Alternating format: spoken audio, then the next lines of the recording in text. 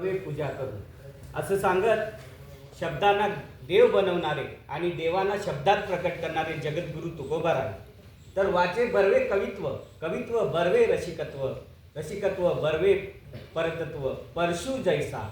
वाचेला जेव्हा कवित्वाचा स्पर्श होतो, कवित्वाला जेव्हा रसिकत्व लाभतं, त्यावेळी तिथं परतत्वाचा म्हणजे साक्षात ईश्वराचा संचार होतो. माऊली ज्ञानेश्वरांना अपेक्षित असणारा तो शब्दातला देव आणि देवाचा शब्द इथे अवतरतो आहे.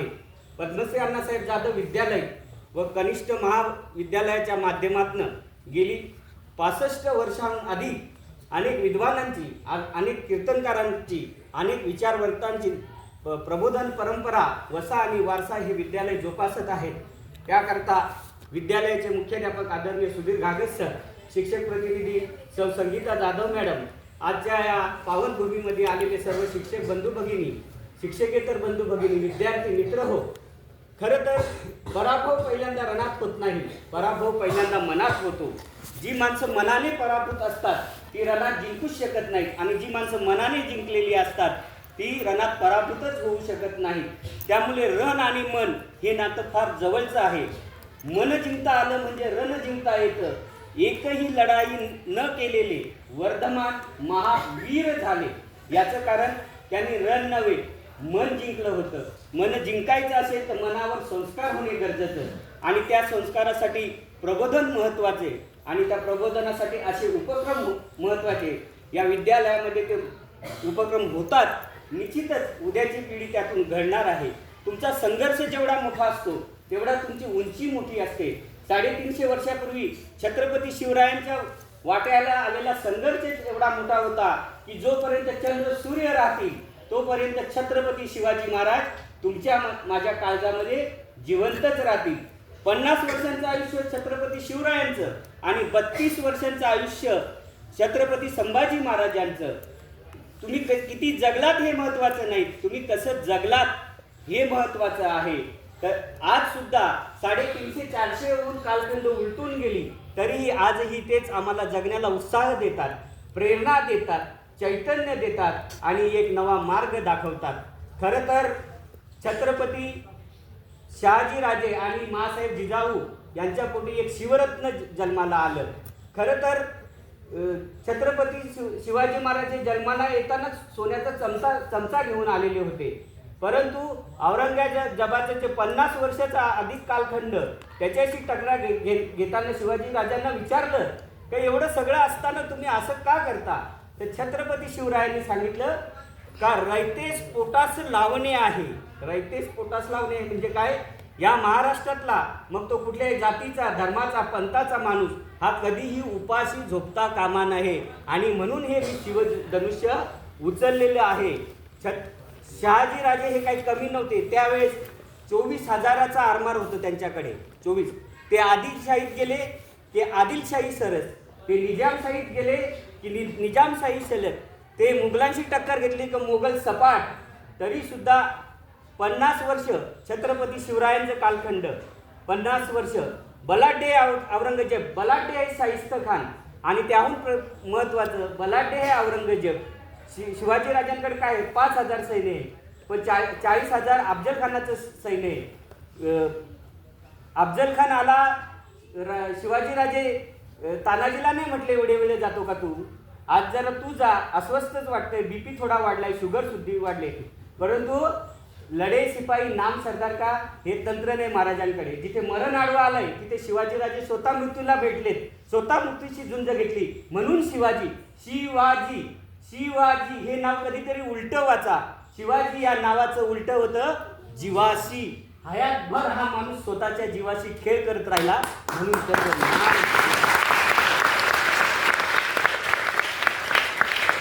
आणि महाराजांचं यश कशात आहे.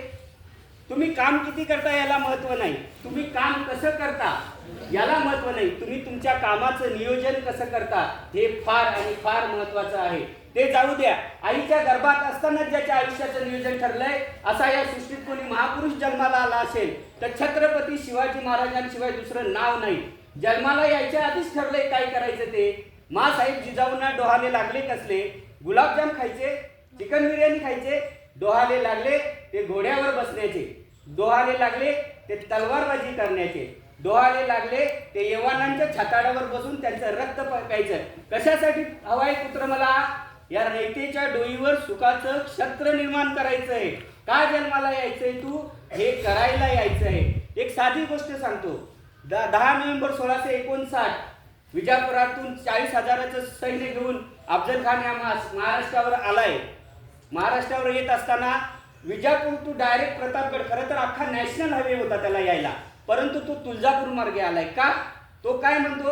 ये हिंदुओं की देवता इतनी तेज है. ही तुळजापूरची तुळजा भवानी शिवरायांना ताकद देते काय? ही तुळजापूरची तुळजा भवानी या राजाला भवानी तलवार देते काय? ही तुळजापूरच्या तुळजा भवानीची हा राजा माल गळ्यात घालून हिची भक्ती करतो का? का नाही याची भवानीच फोडून टाकूया म्हणून तो तुळजापूरला आलाय. खरं तर तो पंढरपूरला पण गेला होता. आपल्या पांडुरायाला देखील तो हात लावणार होता, परंतु आपल्या काही भक्तांनी ती पांडुरायाची मूर्ती लपवून ठेवली म्हणून ती सुरक्षित राहिली. तुळजापूरला आल्यानंतर आपलेच काही सरदार त्याच्याकडे चाकरी करत होते. काय आपली मनगट मेंदू आपला मेलेलेच आहे. त्या सरदारांनीच त्याच्या हातामध्ये ती मूर्ती दिलेली आहे. आदिशक्तीची गंडकी शिळेची मूर्ती, हत्तीवर बसलेला तो कुरकर्मा अफजल खान नावाचा पठाण, त्याच्यामध्ये ती तुळजा भवानीची मूर्ती दिलेली आहे. आणि खदखदा हास्य करत म्हणत होता, क्षणाचाही विलंब न करता खाडकन आपटली ती मूर्ती. ठिकऱ्या झाल्या मूर्तीच्या. जाती घेऊन माणसं बोलावली, भरडली मूर्ती आणि तुळजापूरच्या त्या प्रांगणामध्ये रांगोली पसरली. खदखदा हास्य करत म्हणत होता, मैंने परमात्मा की मिट्टी बनाई है. कोई माई का लाभ इस मिट्टी को फिर से परमात्मा बना सके. आपल्या राजांना राग नसेल का आला? आपल्या राजांना दुःख नसेल का झालं? कृष्णरीती अभ्यासली होती. अखंड शिवशंभूचं अधिष्ठान होतं. जताटवी गलज्ज जलप्रवाह पावितस्थले गलेव लंबितम भुजंग कुंड मालिकम डमट निनाद वद्यमयम जटार तांडवम. महाराज प्रतापगडाच्या पायथ्याकडे बघून म्हणतायत, आ मेरे गली में आ, तू आया नहीं तुझी लाया गया है. का? तो कृष्णनीती अभ्यासली होती.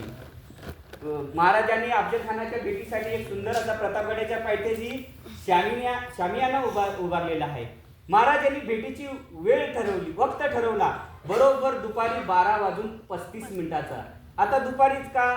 सूर्य डोक्यावर येतो. आता सूर्य डोक्यावरच का? तर राजे गड्यावरून निघाले. सूर्याच्या त्या लख्ख प्रकाशात खानाची छावणी स्पष्ट दिसावी, पण खानाने जर महाराजांकडे बघायचं म्हटलं तर सूर्याची किरणं त्याच्या डोळ्यात घुसावी, त्याला काही दिसू नये. वक्त बरोबर 12:35. आता सोबत कोण घेतलं? चला तानाजी, बाजी, येसाजी, नेताजी, कोंडाजी, कडकोजी, चला सगळेच येऊ भेटून. नाही, इथं तानाजी नाही, इथं बाजी नाही, इथं नेताजी नाही, इथं येसाजी नाही. घेतला जिव्हा माला. हो पण तो का? दांडपट्ट्या उत्तम चालवतो. हो पण तो का? अहो समोर सय्यद बंड आहे आणि त्याच्याशी झुंजायचं तर हवा फक्त जिवा. आणखी संभाजीराजे कोंढाळकर, पण तो का? उंच आहे, हत्तीसारखा दिप्पाट आहे, पण तो का? अफजल खान पण तसाच आहे. आखाड्यात पैलवान उतरवायचे झाले ना तर ते एकाच गटाचे असावे. माणसाची निरख आणि माणसाची पारख बघा. सोबत 8 जण अंगरक्षक घेतले आणि 10 गडी घेऊन महाराज निघाले. महाराजांनी जाताना प्रत्येकाला नियोजन समजून सांगितलं, प्रत्येकाला जबाबदाऱ्या वाटून दिल्या. जीवा मालाला सांगितलं, तू आमच्या बरोबर खाली यायचं, तू शामियानात आतमध्ये यायचं, पण तू माझ्याकडे बघायचं नाही, तू खानाकडे बघायचं नाही, तू फक्त सय्यद बंडा बघायचा बस. संभाजी कावजीला सांगितलं, तू खाली यायचं पण तू शामियानात आत नाही यायचं. आतमध्ये माझ्यात आणि खानाच्यात काय चाललंय तुला देणं घेणं नाही, पण शामियानातनं अफजल खान जिवंत बाहेर आला तर त्याला जिवंत ठेवायचं नाही. ज्याची जबाबदारी त्याला. आणि महाराज निघाले. चालता चालता परत थबकले. जीवाला म्हणाले, जीवा कात्री आहे का? आता जीवाला काही कळे ना. अफजल खानाच्या भेटीला निघाले, तलवार घेतली असेलच की, कात्री कशाला? महाराजांनी परत विचारलं, जीवा कात्री आहे का? जीवा नाभिक समाजाचा. हाय राज काढ. जीवा माझी दाढी बारीक कर, माझी दाढी बारीक कर, इतकी बारीक कर की भेटीवेळी खानाने हातात धरायची म्हटली ना तर त्याच्या हातात नाही आली पाहिजे.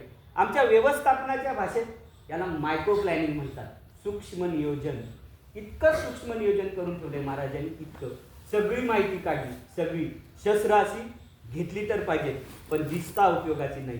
आणि अशी सुसज्ज तयारी करून महाराज निघाले. 12:30 वाजता गडावरून निघणारे राजे दुपारी बरोबर 2 वाजता खानाच्या छावणीजवळ पोहोचले. दुपारी 2 वाजता खानाला वर्दी मिळाली, शिवाजी राजे येत आहेत. तसा खान उठून उभा राहिला. समोर पाहिलं 5-5.5 फूट उंचीचं देखणं रुबाबदार राजे शिवाजी आज ते कदम येताना दिसलं. तसं खानाने वकिलाला विचारलं, क्या ये है शिवाजी? वकिलाने मान डोलावली. खान 2 पावले पुढे झाला. बाहू फैलावले. आओ शिवाजी राजे. गलाभेटीसाठी राजे पुढे आले. खानाच्या मिठीत गेले. मिठी आवडली गेली. राजे गुदमरले. डाव पडला, जोर वाढला. त्याच वेळी खानाची कटार महाराजाच्या मस्तकावरून अंगरखा फाडत निसटली. दगा जाणवला. निघाली वाघनखं. खुपसली खानाच्या पोटात. कोठला बाहेर पडला. दगा करत खान कडाडला. परंतु त्याच वेळी बेसावध राजांवर कृष्णाजी भास्कर कुलकर्ण्यांनी वार केला. राजे बेलकांडले. याच संधीचा फायदा घेत सय्यद बंडा पुढे झाला. आपला दांडपट्टा महाराजांच्या मस्तकावर चालवणार. त्याच वेळी जीवा मालाच्या दांडपट्ट्यांनी सय्यद बंडाचा हात वरच्यावर उडवला आणि इतिहास कडाडला. होता जीवा म्हणून वाचला शिवा.